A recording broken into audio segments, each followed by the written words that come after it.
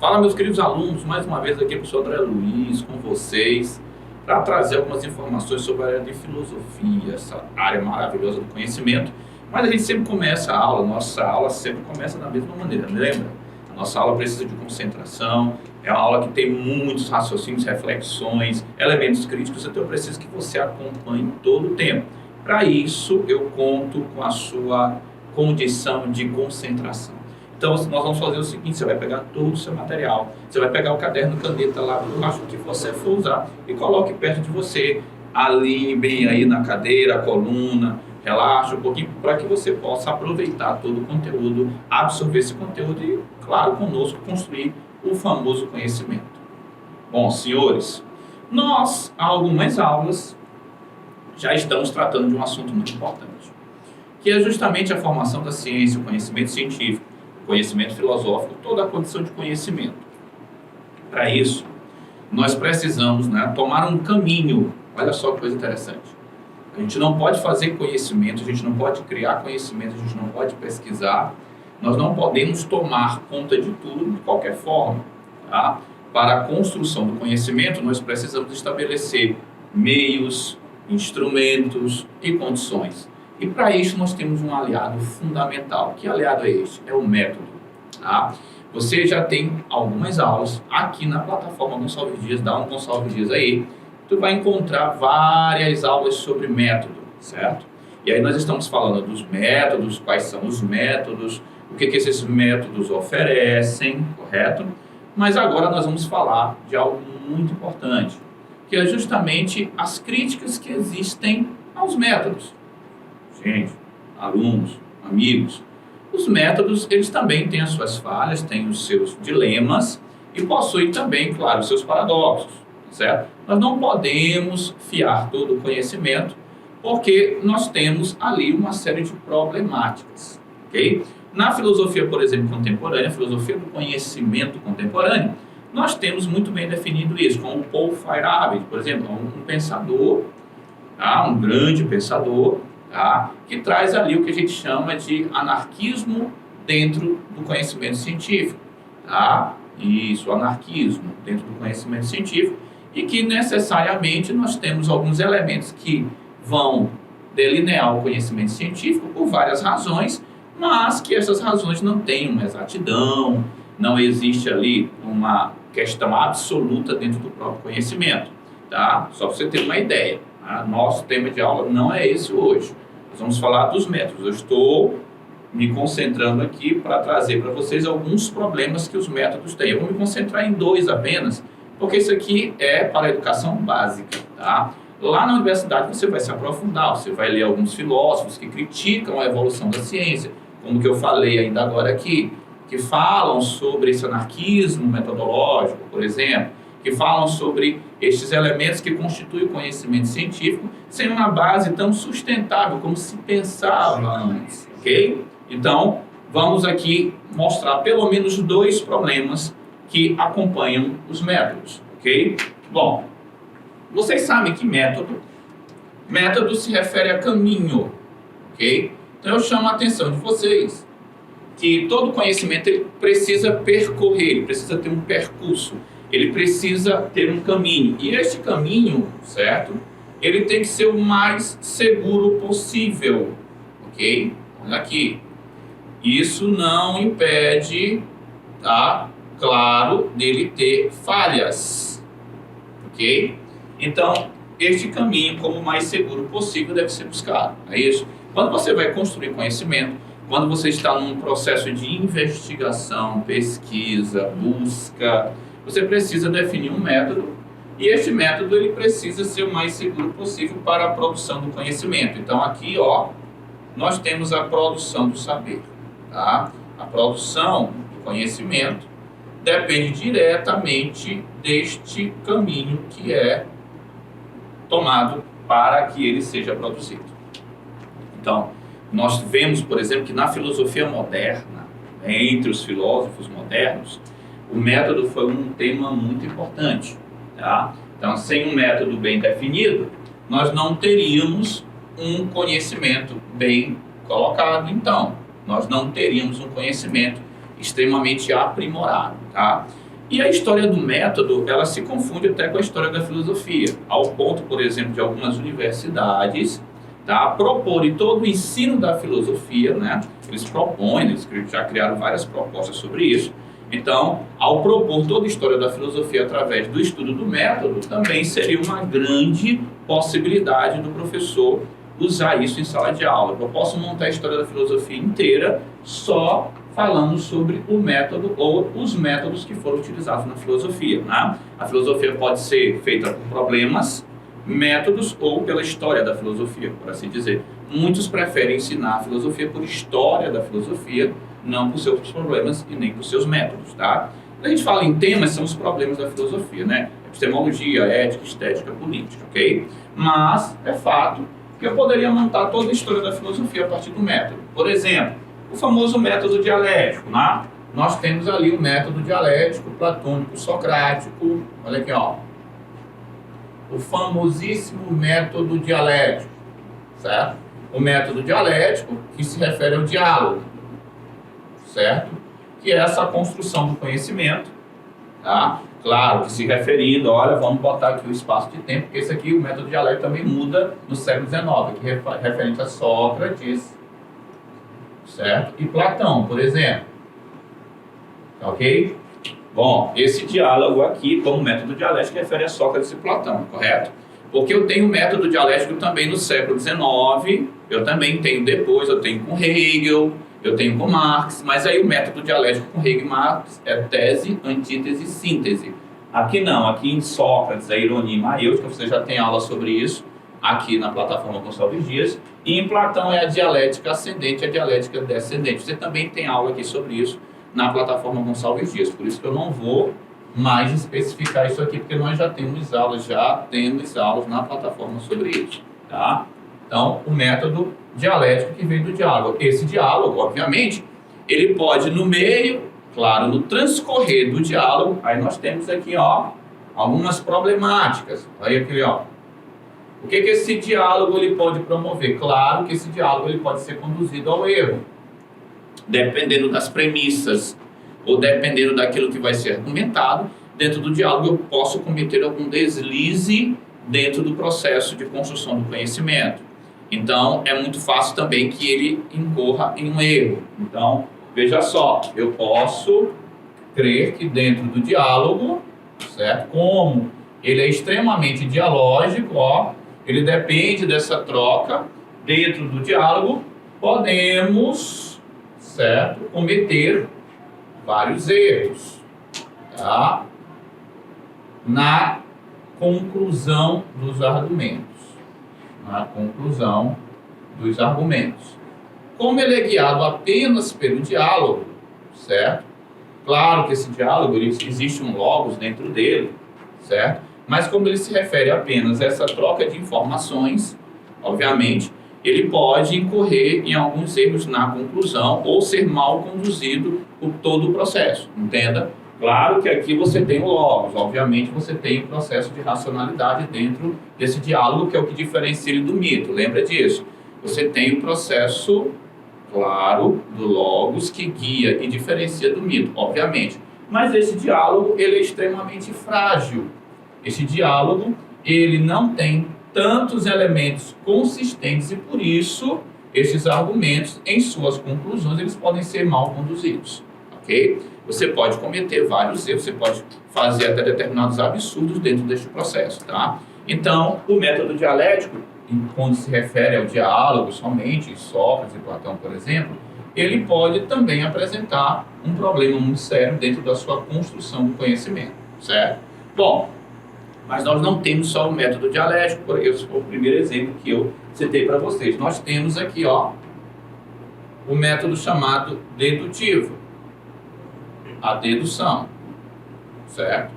Bom, eu não vou construir, tá, um argumento dedutivo, porque nós já temos aulas sobre isso aqui na plataforma Gonçalves Dias.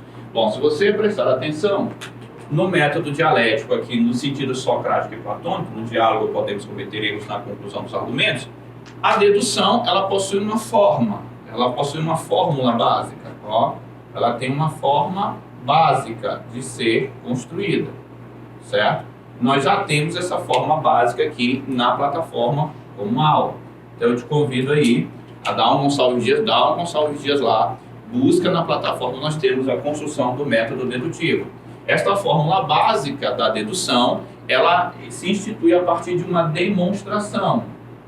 Por isso que agora eu vou colocar só aqueles elementos mais gerais sobre o método.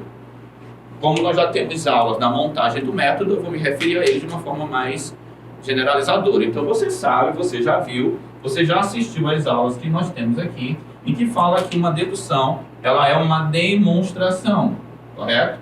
Olha só, ela é uma demonstração, então ela produz um raciocínio muito melhor que o raciocínio dialético, porque ela possui uma forma básica de construção, certo?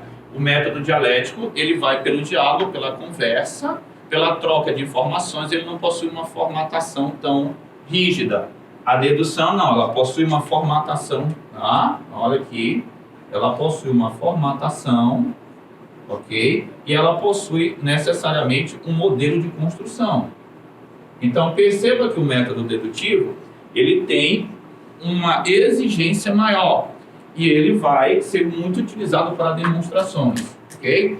E qual é o problema do método dedutivo? Geralmente o método dedutivo, ele não produz tanto conhecimento novo, ok? Ele gira em torno daquilo que previamente nós até definimos, ok? Fica muito fácil de você vislumbrar que o método dedutivo, ele dá voltas em torno de si mesmo várias vezes. Então, aqui ele possui uma dificuldade, vamos colocar dessa maneira, olha qual é o problema aqui que vai surgir.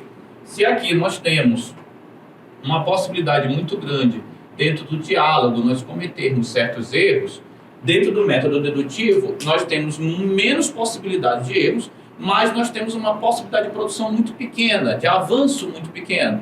Então, nós temos uma dificuldade, ó, vou botar a palavra dificuldade, tá? Fica meio suavizado, eufêmico, mas vamos usar assim, de produzir, certo?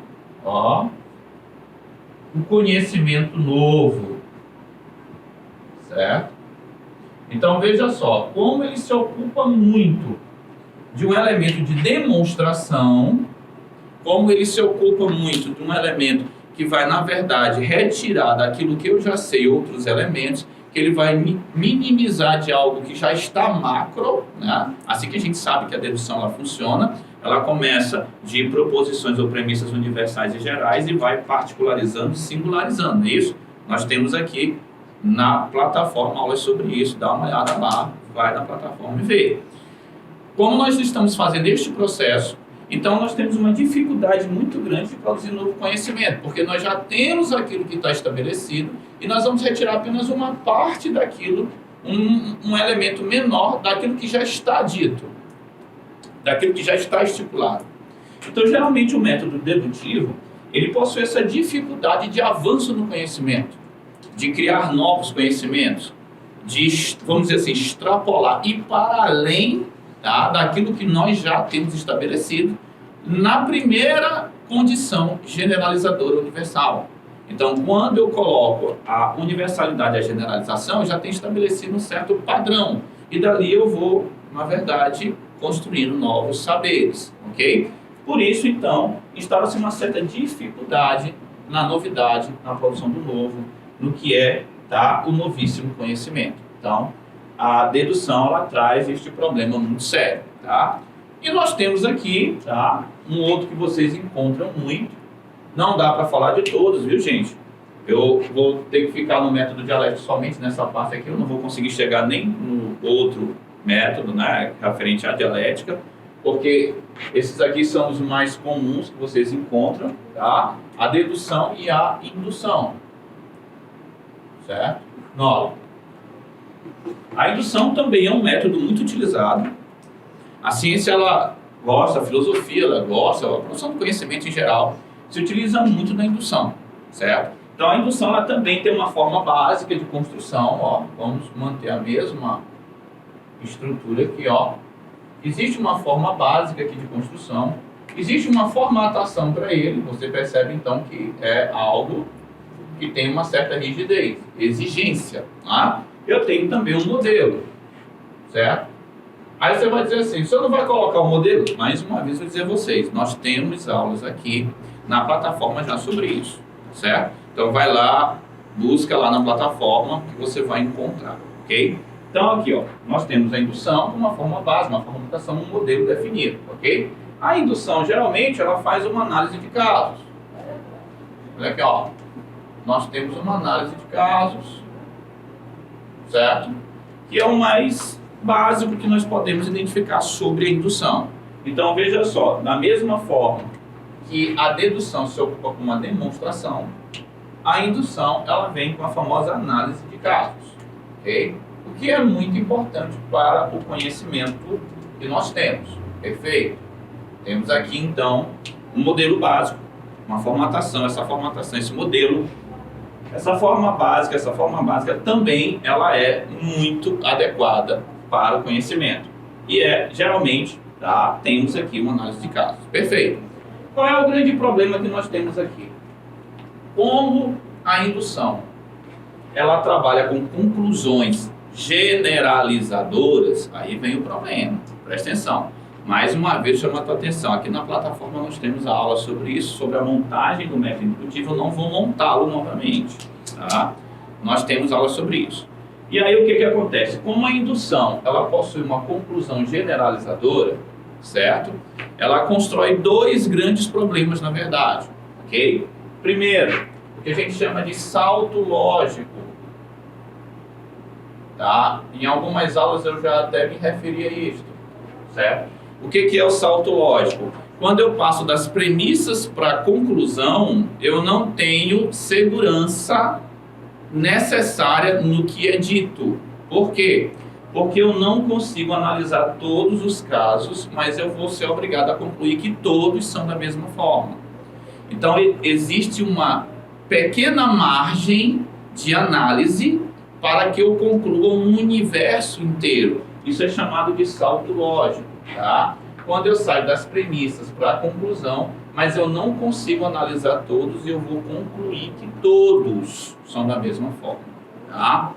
Preste atenção, esse é um dos grandes problemas. Esse salto lógico, ele acontece quando eu saio das premissas, certo? Quando eu saio da análise a partir das premissas, e eu não analisei todas as premissas, mas eu concluí que todas, certo, vão valer para um universo, ok?